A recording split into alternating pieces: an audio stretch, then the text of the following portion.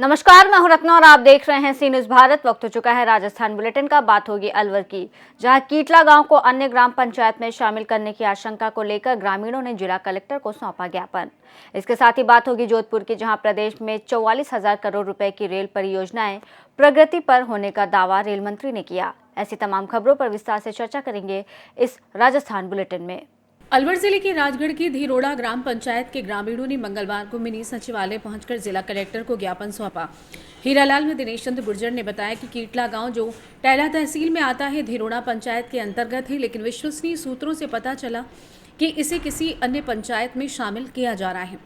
ग्रामीणों ने इसका विरोध करते हुए बताया कि धीरोड़ा से कीटला की दूरी मात्र 200 मीटर है, जबकि प्रस्तावित श्यालुता पंचायत 5 किलोमीटर दूर है, जहाँ कोई यातायात सुविधा भी नहीं है।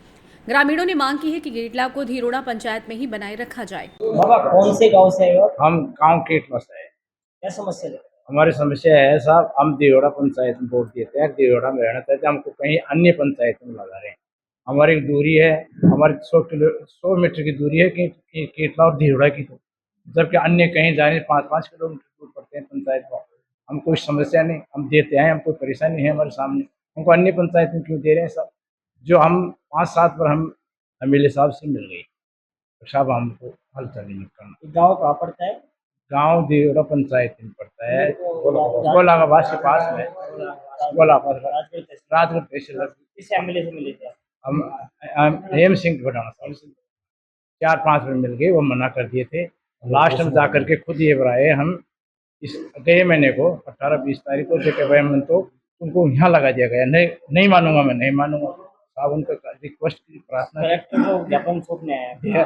ये क्या है, कलेक्टर साहब को दिए हैं, एसडीओ साहब को दिए हैं, तहसीलदार को दिए हैं, ज्ञापन सबको दिए। क्या आश्वासन दिया? आश्वासन क्या दिए? आश्वासन देके हो जाएगा, इन्होंने तो कलेक्टर साहब ये तो हो जाएगा। तो आपका नाम क्या है? हमारा नाम हीरालाल है। हीरालाल जी, मेरा नाम दिनेश चंद्र गुर्जर है। मैं धीरोड़ा पंचायत का रहने वाला हूँ। गोलाबाद के पास में धीरोड़ा पंचायत, राजगढ़ तहसील में। मेरा गांव धीरोड़ा पंचायत के पास में कुछ ही दूरी पर है, 200 किलोमीटर दूरी में है, 200 मीटर दूरी में। और हम धीरोड़ा पंचायत जुड़े हुए आदमी हैं। हमको धीरोड़ा पंचायत से काट के और शाणौता पंचायत में जोड़ रहे हैं। इसके खिलाफ में पूरी गाँव ढाणी बस्ती खिलाफ है। शाणौता पंचायत में जाना नहीं चाहते, हम धीरोड़ा पंचायत में रहना चाहते हैं। और हम बडाना साहब मंत्री जी से मिल सके, कलेक्टर साहब को ज्ञापन दे सके, लेकिन हमारी कोई सुनवाई नहीं हो रही है। हम पूरा गांव तन मन से इसका विरोध करेंगे और हम शाणौता पंचायत में नहीं जाना चाहते, हम धीरोड़ा पंचायत में ही रहना चाहते हैं। हमारे गांव से शाणौता पंचायत 4-5 किलोमीटर पड़ता है और हम धीरोड़ा पास में ही रहते हैं, 200 मीटर ही दूरी में है धीरोड़ा। हम धीरोड़ा पंचायत में जुड़े हुए हैं पहले से, लेकिन हम नजदीक में है और हमको जोरी जबरदस्ती से हमको शाणौता पंचायत में जोड़ रहा है। इसके खिलाफ पूरी बस्ती है, पूरा गाँव खिलाफ है। राजगढ़ से सी न्यूज संवाददाता अमन जैन की रिपोर्ट। जोधपुर में जिला कलेक्टर गौरव अग्रवाल ने बताया कि कश्मीर के पहलगाम में आतंकी हमले और भारत पाक युद्ध की आशंका को देखते हुए प्रशासन अलर्ट मोड में है। 7 मई को सीमावर्ती जिलों में मॉक ड्रिल की तैयारी की जा रही है। संभावित एयर अटैक से बचाव के लिए सायरन बजाए जाएंगे और सिविल डिफेंस वॉलेंटियर्स शहर में लोगों को जागरूक करेंगे। फायर, पुलिस, मेडिकल और सिविल सप्लाई सहित 7 सेवाओं को निर्देशित किया गया है कि वे सरकार के निर्देशानुसार कार्रवाई सुनिश्चित करें। ये कल जो भारत सरकार का निर्णय हुआ है कि 7 तारीख को जो अपने सीमावर्ती प्रदेश हैं, इनके ज़िलों के अंदर मॉक ड्रिल कराई जाएगी। संभावित एयर अटैक से बचने की जो मॉक ड्रिल होती है, ये कराई जाएगी। इसी के क्रम में जो अभी तक दिशा निर्देश प्राप्त हुए हैं सरकार से, उसके क्रम में कार्रवाई की जा रही है। फॉर इंस्टेंस, अपने जो एयर साइरेंस होते हैं, इस मॉक ड्रिल का एक पार्ट होता है कि एयर साइरेंस जो होते हैं वो एयर साइरेंस बजाए जाएंगे। और उसके साथ ही क्या होता है कि जो सिविल डिफेंस के वॉलंटियर्स होते हैं, तो पूरे शहर भर के अंदर वो वॉलंटियर्स को भेजा जाएगा, ताकि वो वॉलंटियर्स लोगों को ट्रेन कर सकें, उनको एजुकेट कर सकें कि जब ये एयर सायरन यदि बजते हैं तो उस समय अपने को क्या क्या कार्रवाई करनी है, कि किस प्रकार से अपने को सेफ जगह, खुली जगह, सेफ जगह चले जाने हैं, ताकि यदि कोई स्प्लिंटर्स हों, डेब्रीज हों, उनसे कम अपने हताहत हों। उसके अलावा भी जो इस तरह का यदि कोई वाकया होता है तो उसमें 6-7 तरह की सर्विसेज होती हैं जिनका कोऑर्डिनेशन रहता है। फॉर एग्जांपल फायर सर्विस होती है, फॉर एग्जांपल जो आपकी सिविल डिफेंस होती है, पुलिस होती है, मेडिकल सर्विसेज होती हैं, जो सप्लाईज, सिविल सप्लाईज वाली सर्विसेज होती हैं, जो आपके रेस्क्यू सर्विसेज होती हैं, इन सभी जो सर्विसेज हैं, इन सभी का एक आवश्यक कोऑर्डिनेशन के लिए इन सभी को ब्रीफ किया गया है तथा जिस प्रकार से भी सरकार के दिशा निर्देश प्राप्त होंगे उसके अकॉर्डिंग ये कार्रवाई करवाई जाएगी। जोधपुर से सी न्यूज संवाददाता आनंद शर्मा की रिपोर्ट। जोधपुर में 5 मई रेल मंत्री अश्विनी वैष्णव ने जोधपुर प्रवास के दौरान बताया कि राजस्थान में 44,000 करोड़ रुपए की रेल परियोजनाएं प्रगति पर हैं।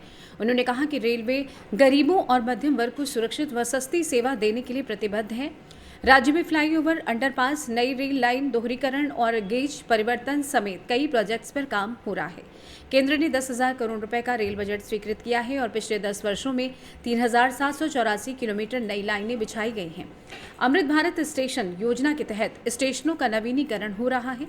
वैष्णव ने बताया कि अब 750 स्टेशनों पर एयरक्राफ्ट जैसी ट्रेनों की सफाई होगी। साथ ही कोरोना के बाद 12,000 जनरल कोच जोड़े गए हैं, जो गर्मियों में स्पेशल ट्रेनों का संचालन किया जा रहा है। मेरा नमस्कार। जोधपुर का स्टेशन, जोधपुर का रेलवे स्टेशन एक ऐतिहासिक रेलवे स्टेशन है।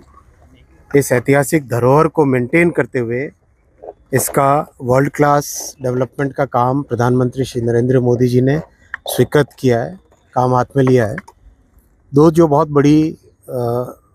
बहुत बड़े जो मुद्दे थे, एक तो शहर दोनों तरफ बढ़ गया है, तो उस हिसाब से जो सेकेंड एंट्री अपने को अच्छी एक बनाने की ज़रूरत थी, वो इस स्टेशन की डिज़ाइन का पार्ट है। दूसरा, ट्रैफिक से एक तरीके से थोड़ा ट्रैफिक से रिलीफ मिले, इसके लिए एंट्री के टाइम में एक एलिवेटेड रोड का प्रस्ताव है। बहुत सारी पार्किंग की स्पेस बन रही है और एक बहुत अच्छा जो कॉन्कोर्स बनेगा, रूफ प्लाजा बनेगा, जिस पे अपने पैसेंजर्स आराम से बैठ सके, भोजन कर सके। जोधपुर में तो भोजन का खास एक विशेष महत्व है, तो भोजन कर सके। और यहाँ के जो लोकल अपने प्रोडक्ट्स हैं, चाहे यहाँ का गुलाब जामुन हो, चाहे माखन भोग हो, चाहे लस्सी हो, वो सब चीज़ें यहाँ पे सेवन कर सके। जितने भी बाहर से, दूर दराज से लोग आते हैं जोधपुर। साथ ही साथ इंडस्ट्री के पॉइंट ऑफ व्यू से भी बहुत सोच के पास में अच्छा एक टर्मिनल बने। भगत की कोठी के पास में कार्गो टर्मिनल एक बन रहा है, वो भी अच्छा एक फैसिलिटी बनेगी, क्योंकि यहाँ से जोधपुर से एक्सपोर्ट अपना खूब होता है और इंडस्ट्री को कैसे बढ़े, कैसे बढ़ावा मिले, वो प्रयास रहेगा। इसके अलावा राजस्थान में साथियों, आप जानते हो, प्रधानमंत्री श्री नरेंद्र मोदी जी ने आने के बाद में राजस्थान के रेलवे बजट में बहुत अधिक मात्रा में बढ़ोतरी की है। आज करीब 10,000 करोड़ का राजस्थान को बजट रेलवे का मिलता है। आप याद करो, कांग्रेस के ज़माने में ये मात्र 600 साढ़े 600 करोड़ रुपए मिलता था। आज करीब 10,000 करोड़ रुपए का बजट मिलता है और उसका लाभ भी बहुत हुआ है। रेलवे का काम जिस तरह से इस दौरान हुआ है, अगर मैं आपको इन 10 वर्षों का डिटेल दूं, तो इन 10 वर्षों में 3,784 किलोमीटर पटरियां बनी हैं राजस्थान में। 3,784। इसको आप कंपेयर करो तो डेनमार्क जैसा देश, डेनमार्क जैसा एक समृद्ध देश, उससे ज़्यादा पटरियां अपने 2014 के बाद में बनी हैं। इलेक्ट्रिफिकेशन कंप्लीट हुआ है और 85 स्टेशन, 85 स्टेशंस को अमृत स्टेशन के तहत पुनर्निर्माण किया जा रहा है। देखो, मोदी जी ने एक कैसे चीज़ों को बदला। आप पुरानी समय की अगर बातों को याद करोगे तो केवल एक पेंट करना होता था, वो स्टेशन को आदर्श स्टेशन का नाम दे देते थे कांग्रेस के ज़माने में।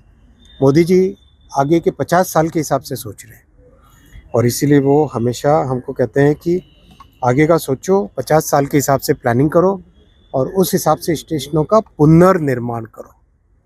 केवल अपग्रेडेशन नहीं है, पुनर्निर्माण, एक तरीके से नए तरीके से पूरा बनाना। राजस्थान में करीब 1500 फ्लाईओवर और अंडरपास बने, 1510 एग्जैक्टली। और टोटल प्रोजेक्ट अपने राजस्थान में करीब 44,000 करोड़ के प्रोजेक्ट रेलवे के चल रहे हैं। एग्जैक्ट नंबर बोलें तो 43,918 करोड़, 44,000 करोड़ के प्रोजेक्ट्स रेलवे के राजस्थान में चल रहे हैं। बहुत सारे प्रोजेक्ट हैं।